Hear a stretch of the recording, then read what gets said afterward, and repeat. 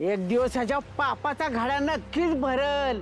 गिदाड ह्याची लचकत तोडत्याल. तुला काय वाटतं? कुणाला काय आम्हाला कळणार नाही वय. पण तू राक्षस आहे ना हे मी चांगलं ओळखून आहे. अरे तुझ्या अंगाला, बोलण्याला, चालण्याला, वागण्याला सगळ्या बैमानीचा वास येतोय. कळलं का तुला? तुझा खरा चेहरा एक दिवस सगळ्यांच्या पुढे येतोय का नाही बघ. हाव, तुम्ही नका आजींचं बोलणं मनावर घेऊ.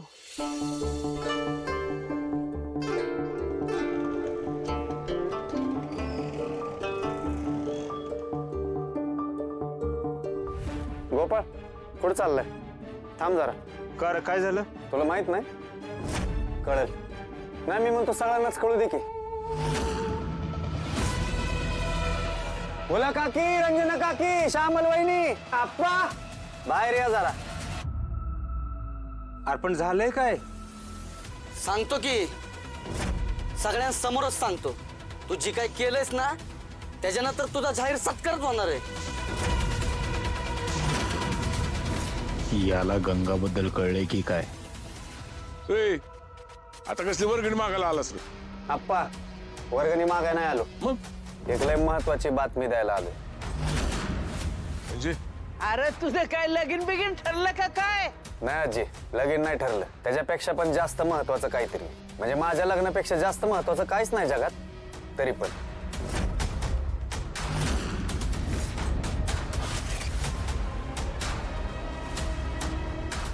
यंदाच्या कृष्ण जन्माष्टमीच्या पूजेचा मान गोपाळ, अरे गोविंद, अरे गोपाला, अरे गोविंद, अरे गोपाला. आपल्या गावातल्या पोरांना आगीतून वाचवलं. त्या म्हातारीला घर बांधायला पैसे दिले. एवढंच काय, दया अंडीला 5,000 रुपये वर्गणी दिली गोपाळनं. म्हणून यंदाचा मान गोपाळ. अरे गोविंद, अरे गोपाला, अरे गोविंद, अरे गोपाला. कळलं का? का सत्कार करणार आहेत गाववाले? अरे काय सांगतोयस काय? घरात पहिल्यांदा तसा मान मिळाला आहे कोणाला तरी. खरंच माझ्या गोपाळचं कर्मच चांगलंय बघ. अरे माझा लेख काय म्हणल्यावर मिळणारच की. सुधाकर नाही वाटतं तुमचा लेख. गावकऱ्यांनी आज पतूर त्याला नाही कधी दिला मान.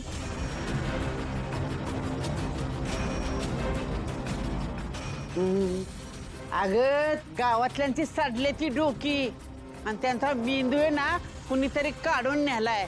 त्यातल्या हैवानाच्या हातनं पूजा करायला निघाल्या.